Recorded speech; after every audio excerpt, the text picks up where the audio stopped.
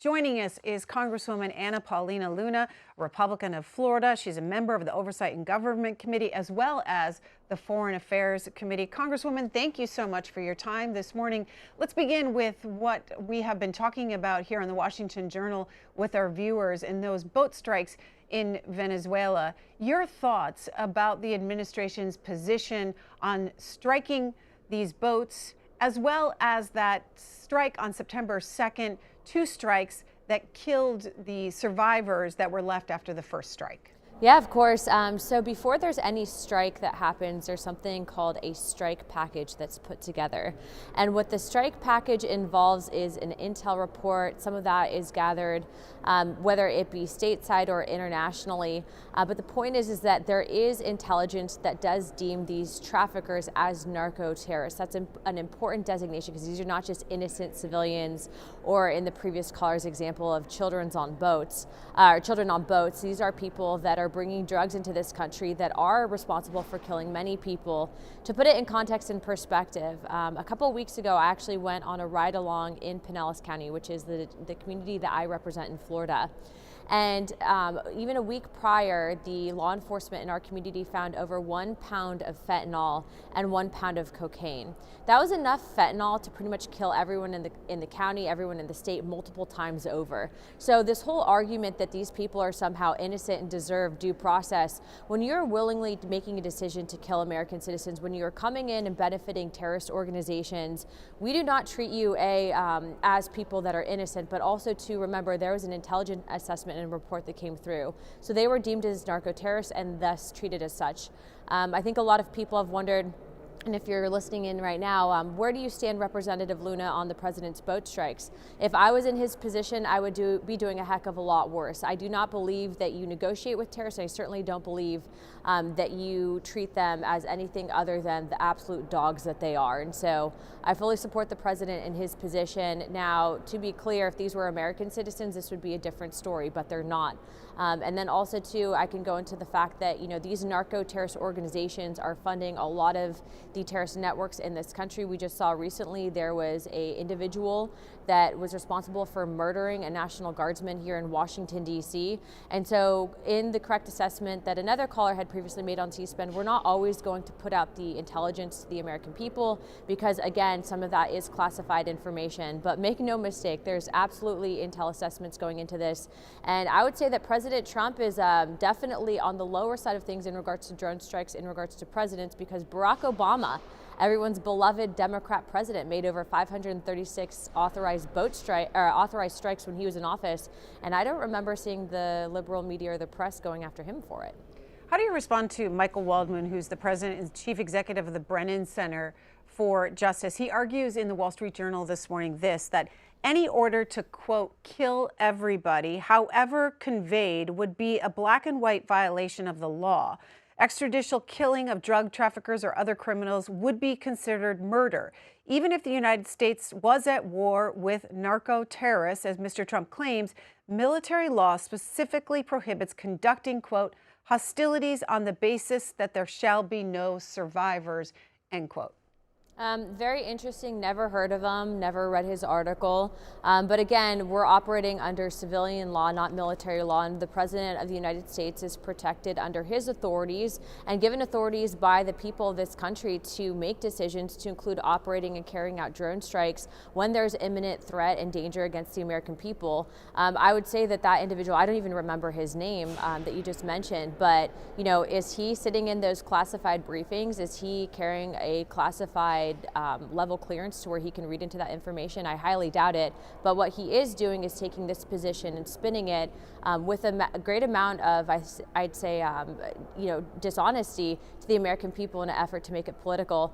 For any of these people, I don't care if they're Democrats or not, but are they super critical of President Obama when he did the same thing? The fact is that for the most part, to my knowledge, since I've really been alive, which has been, for 36 years, there's been many presidents who have used this authority and it hasn't been a big deal. I do understand, though, that it might be shocking for people to see footage of narco-terrorists being blown out of the water, but I would argue that maybe those people need to go into inner city Chicago, or maybe they need to check out Skid Row and see what happens when you have people injecting themselves with drugs, or see what happens to the families in this country that have to deal with children that are ODing. So I have no sympathy for those people that are choosing to traffic drugs into this country, and I definitely don't have any sympathy for the fact that these terrorist networks are responsible for destabilizing and causing mass atrocities in part of these countries in South America, of which I've traveled to. I have seen the mass graves and the footage of mass graves that are responsible and funded largely by these terrorist networks. So no, I don't have sympathy. This is called governing, and we are going to do what we need to do to keep the American people safe.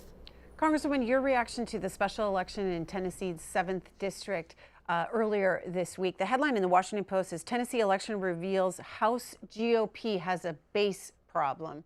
It notes that in that same district, President Trump and Senator Marsha Blackburn won the district by 22 percentage points. The Republican here won by 9 to 10 percentage points.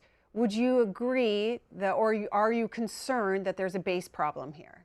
No, I think right now, if you're looking at actually what happened previous to the special election, the Republican now member of Congress that will be sworn in had to face a very brutal and bruising primary where there was a lot of sour grapes over the results of that primary. He did come out the winner, and so obviously we support the winner, and now he's going to be a member of Congress. But that's not something that's atypical outside of the midterm elections. Remember, when you have, a bruising primary and then you're taking in millions and millions of dollars from the Democrat machine, of which I have personally been the victim of at some points during my elections, it can be difficult elections, but I'm not too worried about it. I do think, though, that Congress as a whole, instead of putting the NCAA legislation on the floor, we should maybe talk about insider trading and banning it.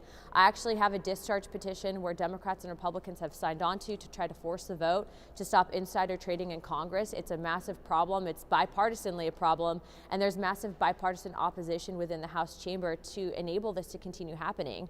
I can tell you the American people, overwhelmingly 86% of Americans actually support banning of the single trading stock because it is such a problem with the insider trading here in Washington, D.C.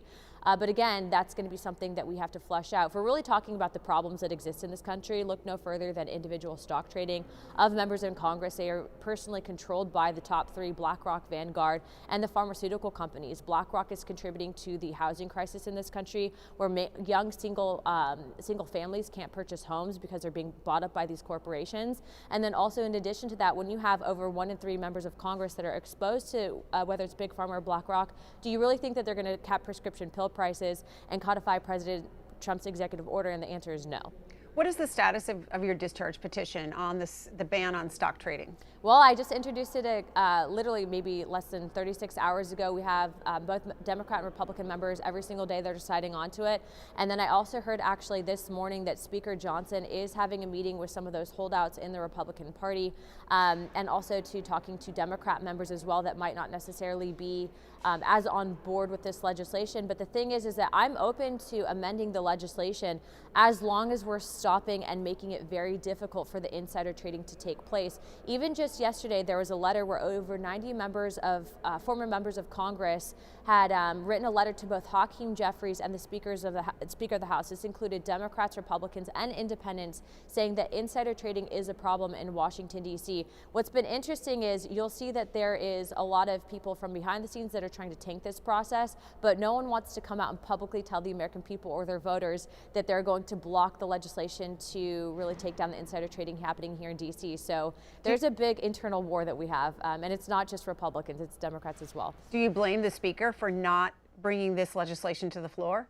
No, I don't necessarily blame him, because there was a House admin hearing where they chose, meaning the individual who's in charge of that committee chose to make this a closed-door hearing, meaning that other members like myself or Representative Magaziner or Jayapal or Chip Roy or Tim Burchett, who have been championing this legislation couldn't gavel on and actually speak to the issues that exist here in Congress on that topic. But I will say that there is no excuse for why this legislation hasn't been moved sooner.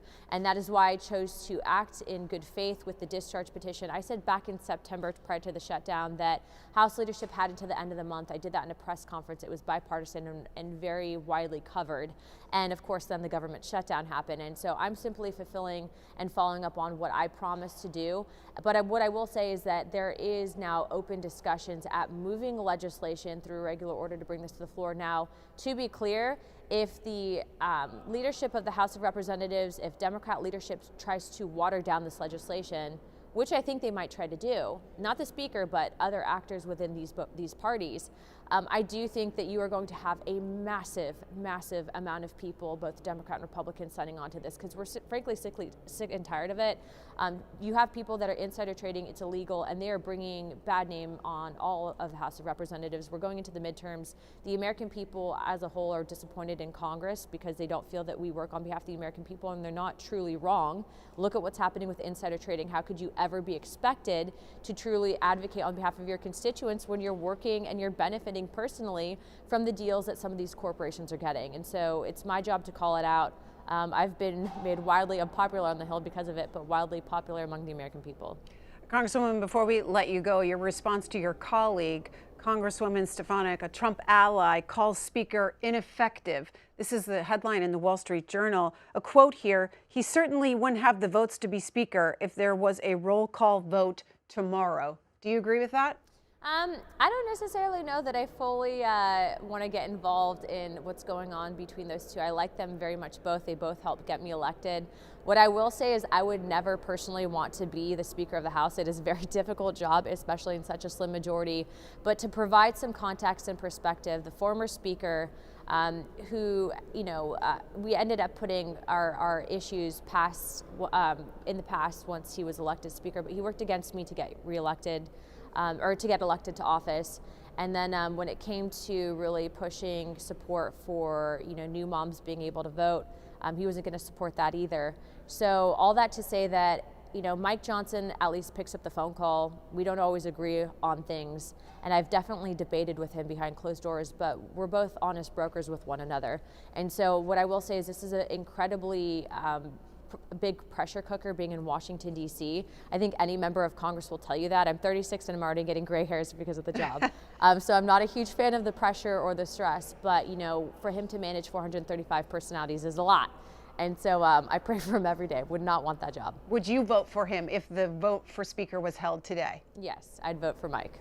But I'd like MAGA Mike back. And what does that mean? Well, MAGA Mike was a term that everyone used to call him when he was in committee. So he can be a spitfire, but I understand that with the numbers and the vote, the different personalities, obviously such a slim majority, he might not be able to be full MAGA Mike, but he's still in there somewhere. Congresswoman Anna Paulina Luna joining us from Capitol Hill, and we appreciate your time this morning. Thanks. Back to call.